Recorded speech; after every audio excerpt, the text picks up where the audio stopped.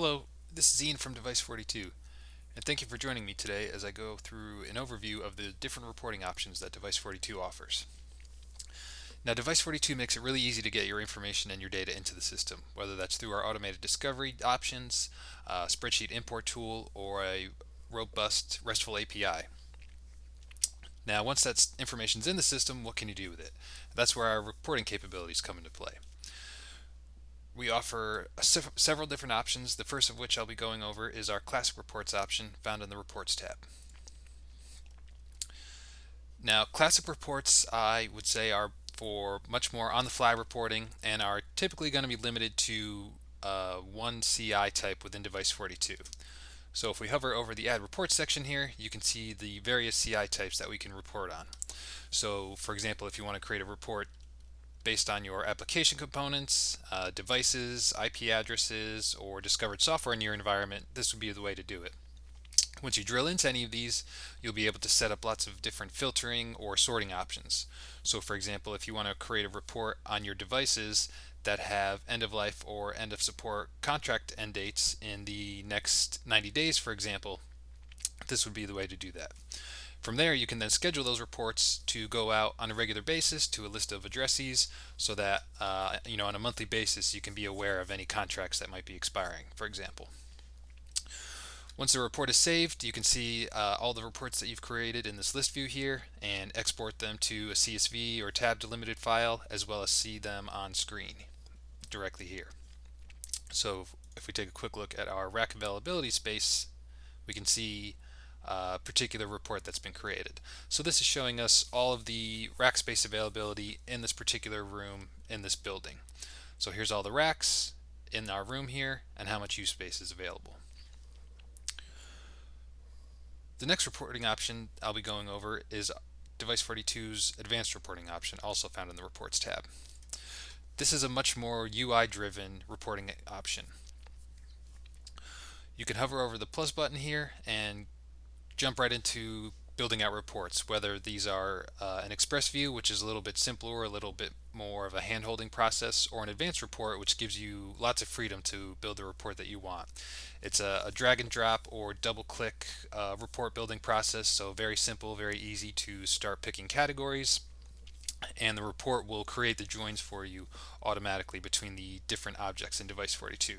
So now you'll be able to report not only on your devices like we did in Classic Reports, but you can report on device details, location information, operating system, hardware information, and much more. Now the advanced reporting option also comes with a really good set of predefined reports for a lot of use cases, a lot of standard use cases, everything from application discovery to IT asset management or workload details. These are built right into the system. They come right out of the box. So once you've ran some discovery and imported some information, you just have to click run and you'll get some good information really quickly.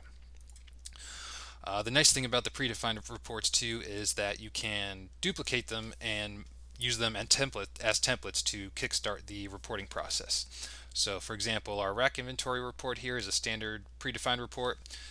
Maybe you run this, find there's a couple columns you don't care about, you can make a copy and make changes as needed. Here's an example of something that was built within the advanced reporting tool itself.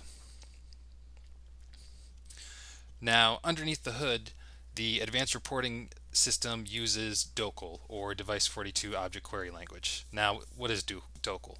DOQL is a SQL compliant language that we use with our Postgres database on the back end.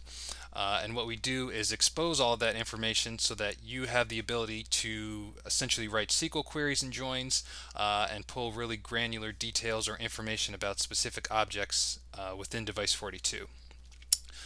So if we hover over the lifesaver icon here and scroll down to viewer schema, we can see how the database is built out, or jump to the data dictionary and see all the views that sit on top of the tables in that database. So this will give you the information needed to build out those queries and joins and pull the information that you might be looking for. So for example, affinity groups or devices will all have different parameters that you can query directly against. Once you've created a query and gotten the information that you're looking for, you can directly drop those DOQL queries into a query system here and run this query. This is just a simple device query that'll give me the name, types, and serial number of the devices in our environment here. So we can save this and open it up. And now I've got a quick and simple report about devices in my environment that gives me the name, type, serial number, and service level of everything. Now once you've created a DOQL query that you like, you can come into Tools, Integrations, and Save DOQL Queries, and then save these so that they can be used at any time.